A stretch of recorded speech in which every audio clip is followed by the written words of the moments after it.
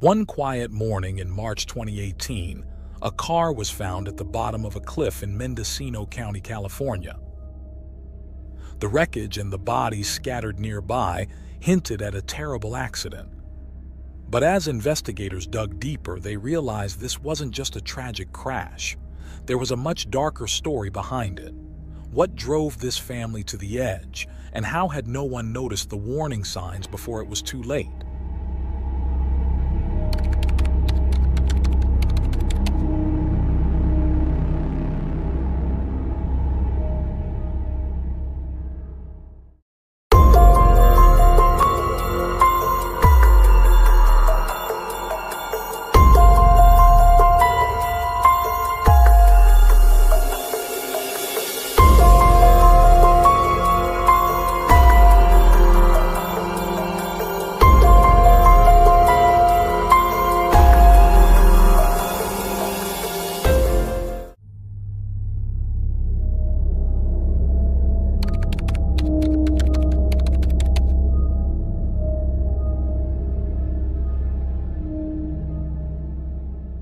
Jennifer Jean Hart, known as Jen, was born on June 4, 1979, in South Dakota, USA. While her mother's name remains private, her father was Douglas, who worked in the Federal Energy Administration. Jen was the eldest of 3 children in the family.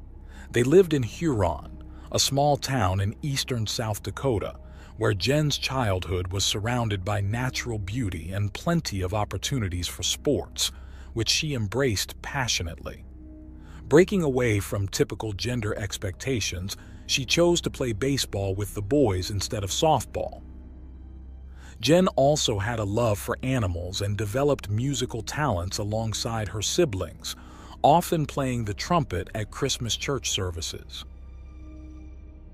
Despite the seemingly peaceful family life, Jen's parents divorced when she was 12. She and her siblings stayed with their mother, while Douglas moved to a different part of town, maintaining regular contact with his children. Jen, who was closer to her father, decided at 14 to move in with him. The arrangement worked for a while, but eventually, Jen's behavior became difficult to manage, leading her father to send her back to live with her mother. Despite her rebellious phase, she graduated from high school in 1997 and surprised everyone by enrolling at Augustana University, a conservative Lutheran institution. To further surprise her community, Jen decided to be baptized into the Lutheran Church, despite not being raised in that faith. 2 years later, Jen transferred to Northern State University, where she met Sarah Margaret. Sarah, born on April 8, 1979 in North Dakota, was the oldest of 4 children. The 2 women instantly connected, and before long, they were living together on campus. Both were pursuing education degrees, with Sarah focusing on special education. Though Jen seemed to be moving past her earlier behavioral issues in January 2000, she was caught shoplifting. She admitted to the police that she wasn't sure why she had done it, hinting at personal struggles but without providing details. Ultimately, she pleaded guilty to petty theft. She continued her studies but eventually dropped out, unlike Sarah, who graduated in 2002. By this time, Jen had distanced herself from her family, including her father. Jen never disclosed her relationship with Sarah to him, and according to her father, their falling out had nothing to do with Jen's sexual orientation. After Sarah's graduation, the couple moved to Minnesota, buying a 2-story house near the mall where they both worked. Around this time, they began to share their relationship openly with friends and family. However, this newfound openness caused some friends to distance themselves. In 2005, Sarah legally took Jen's last name, becoming Sarah Hart, and shortly after, they decided to open their home as foster parents. Their first foster child, a 15-year-old girl, later shared that she had intended to stay until she turned 18, but was asked to leave when Jen and Sarah decided to pursue adoption. In 2006, they adopted their first 3 children, Marcus, 8, Hannah, 4, and Abigail, 2, from Colorado County, Texas. 2 years later, they expanded their family with 3 more siblings from Houston, Devonte, 5, Jeremiah, 4, and Sierra, 2. All 6 children were of African American descent. Jen took on the role of stay-at-home mom, documenting her life with the children on social media. She shared everyday moments and culturally enriching activities, including teaching them to play musical instruments and even cutting their hair. She showed how the family celebrated the 30th anniversary of The Goonies, one of her favorite movies, by making matching costumes for everyone. Her online posts also highlighted the children's achievements, such as Marcus's success in a geography competition and Hannah and Jeremiah's recital of the Greek alphabet. In one particularly heartwarming post, she shared how Jeremiah and Abby taught their youngest sister Sierra a kindergarten song. The proud mother frequently shared moments with her followers, including the time when Devonte brought home a sheet full of praise and well wishes from his classmates. Jen's social media accounts were filled with images of the children, many of them holding signs that read, "Love is always beautiful." In those pictures, they often appeared as a perfect family, wearing matching shirts and wide smiles. However, behind closed doors, the reality was quite different from the picture painted online.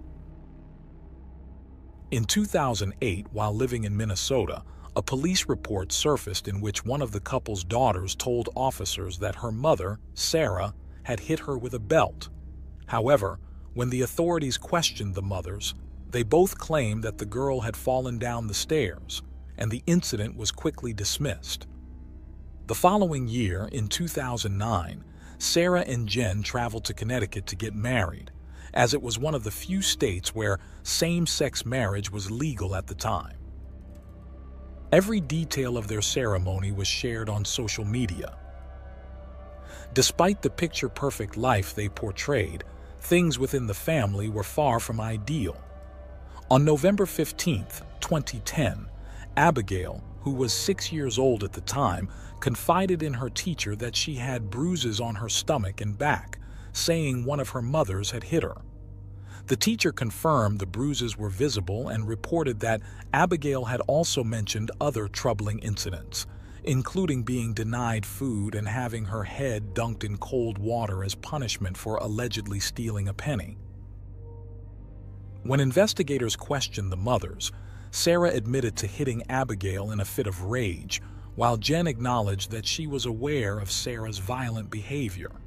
Following this confession, the authorities inspected the home and interviewed the children, all of whom confirmed they had been physically punished and deprived of food on several occasions. Sarah pleaded guilty to domestic assault and was sentenced to 90 days in jail. However, she didn't serve the sentence, as she was granted 1 year of community service. Despite this, the children remained in the couple's custody. After the legal case was resolved, Jen and Sarah withdrew their 6 children from the Minnesota public school system and began homeschooling them.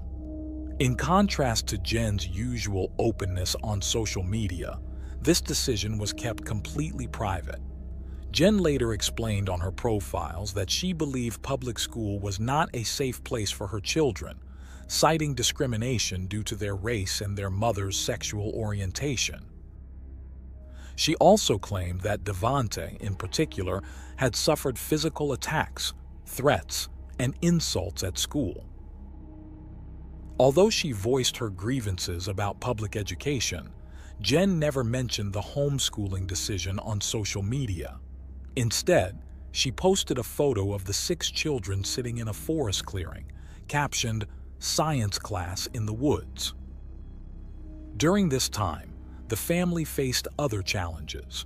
According to court documents, Jen and Sarah made over 30 calls to the police, reporting instances of discrimination and aggression due to their sexual orientation. Their neighbor, whom they had accused, later admitted to behaving inappropriately. In 2011, Jen shared moments from her life online, including her attendance at music festivals and her excitement about forming a circle of friends who even organized a party for Devante.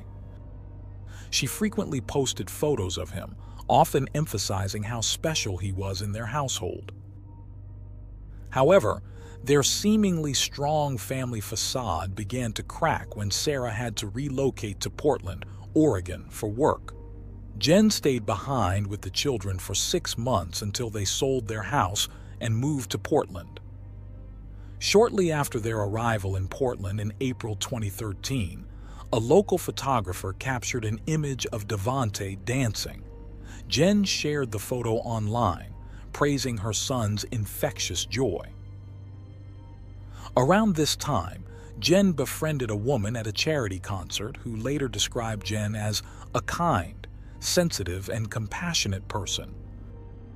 However, the woman also noticed that Jen interacted mostly with Devante and Jeremiah, while the other children seemed distant, often with their heads buried in books. She described Abigail as outgoing, Marcus as shy, and Sierra as full of laughter. Jen confided in her new friend that raising the children was incredibly challenging, and she mentioned that the kids had been removed from school because they were punished more harshly than others. Jen also claimed that her children were born with addiction issues due to their birth mother's drug use, which led to them overeating because they didn't know how to behave. She explained that the children seemed younger than they were, attributing it to genetics and their difficult early lives. According to Jen, the children would never be able to live independently, work, marry, or have children of their own. She believed they would never lead normal lives. Despite these alarming remarks, no legal documents were found to support Jen's claims about the children's conditions. Outwardly, the family seemed to be loving, though concerns about their well-being began to arise. On July 19, 2013, the police filed a report based on concerns about the children's welfare, which was referred to Oregon's Department of Human Services. Details of the report emerged later when a neighbor from the Hart's neighborhood came forward.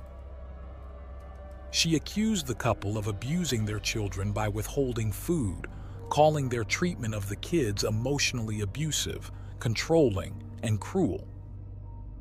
Investigators uncovered additional testimonies from neighbors who reported that the children were subjected to strict and unusual rules. They were required to raise their hands before speaking, were not allowed to celebrate birthdays, and were forbidden from laughing at the dinner table.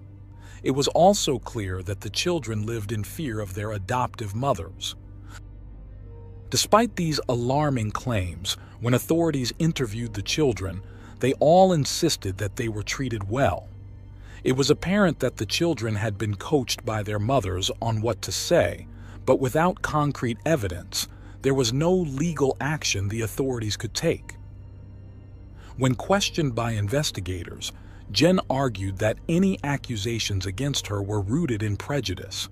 She claimed that people were intolerant of a white lesbian couple raising 6 African American children. Ultimately, Oregon's Department of Human Services concluded that there wasn't enough evidence to proceed further. Around the same time, an event occurred that brought one of the children into the international spotlight, unrelated to the accusations the family faced. In November 2014, a large protest took place in Oregon following the death of Michael Brown, an African-American teenager killed by police in an incident where Brown was unarmed. A grand jury decided not to indict the white police officer responsible, sparking nationwide protests. During one such protest in Oregon, Devante was photographed with tears streaming down his face as he embraced a white police officer. The image quickly went viral, labeled as the most heartfelt hug in the world, becoming a symbol of social activism. Soon after, Jen and Sarah decided to move their family to Washington. Jen told those around her that they no longer felt safe in Oregon, citing racial threats and strange noises outside their home. They claimed to have contacted the police several times about these incidents, but police records showed no such calls. What was documented, however, were multiple calls to the police from their new neighbors in Washington, expressing concerns about the welfare of the children. In November 2017, the first of many alerts was made when 12-year-old Hannah was seen crawling out of a window in the middle of the night and fleeing to a neighbor's house. When Sarah and Jen arrived to retrieve her, Hannah begged the neighbor not to let her go, claiming she was being mistreated. Unfortunately, the neighbor handed Hannah back to her mother's. The next day, Jen attempted to smooth things over with the neighbors, explaining that Hannah was lying. She attributed her erratic behavior to her biological parents, saying Hannah's birth mother was bipolar and her father had been addicted to drugs. But this incident was not the last to bring attention to the family. In March 2018, Washington's Department of Social and Health Services launched an investigation into the family after receiving reports of potential neglect and abuse. The complaints came from another set of concerned neighbors who had clear evidence that the children were not being adequately fed.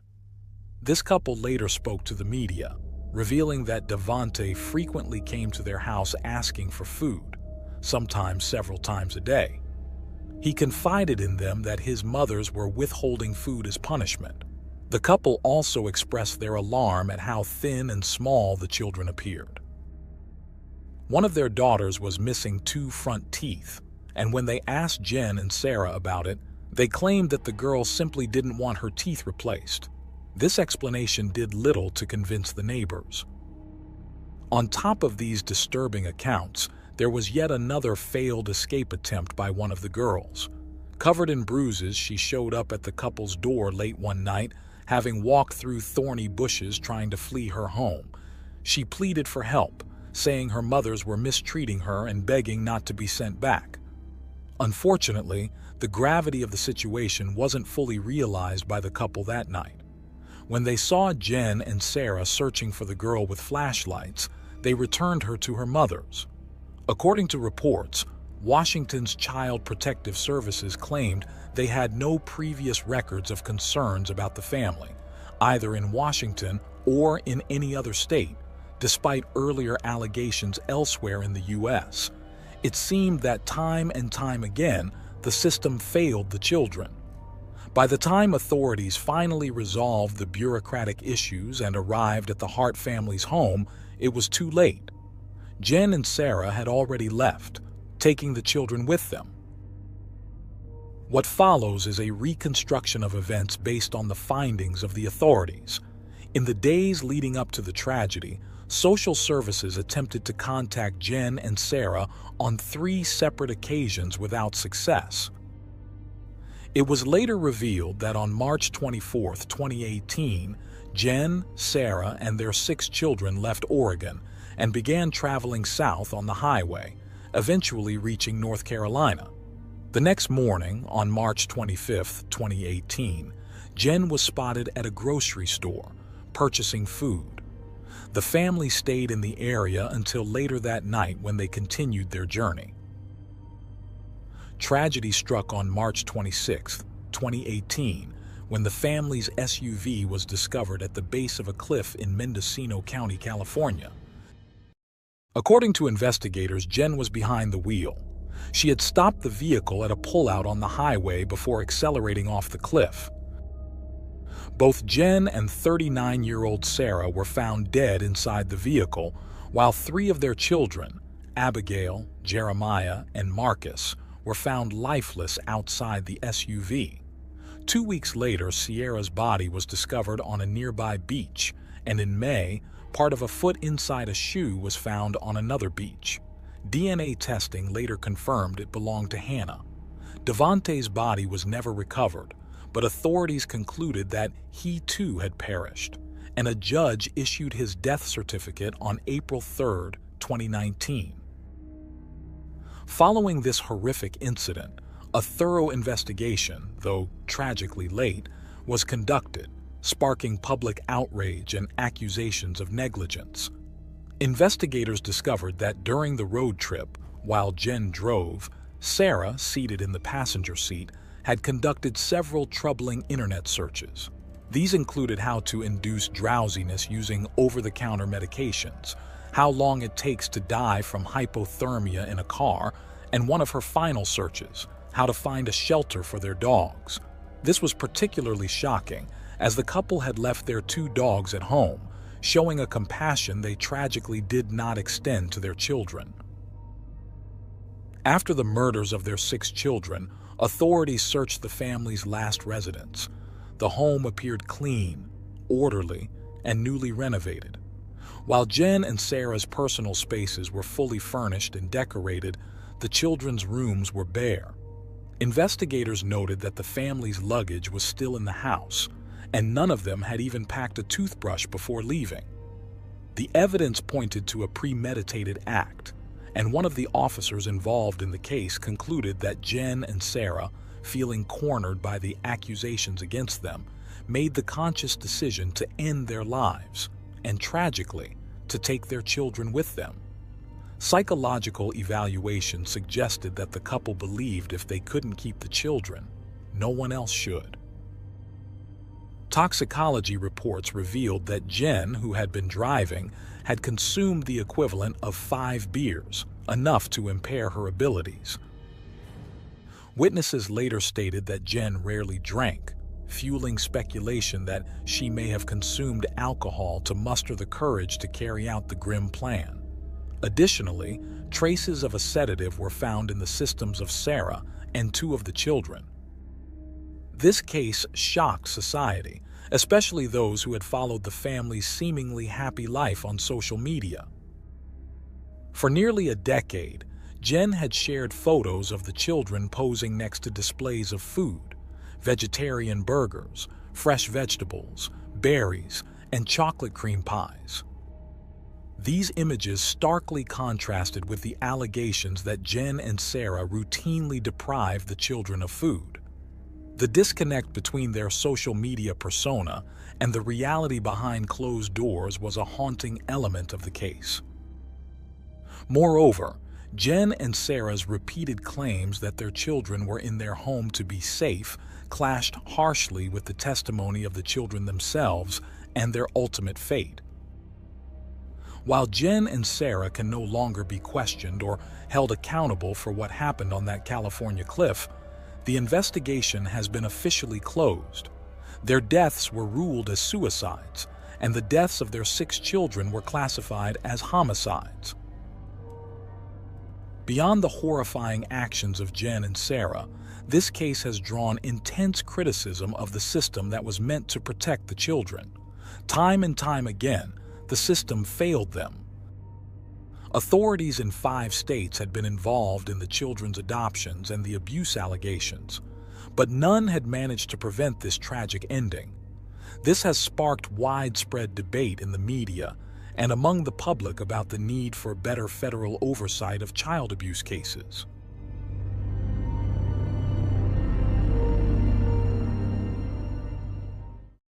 Thanks for tuning in to Unreal True Crime. If you're intrigued by mysteries from around the world, check out our new channel, Latin Crimes, where we dive into the gripping true crime stories of Latin America. Don't miss out. Subscribe now for more thrilling investigations.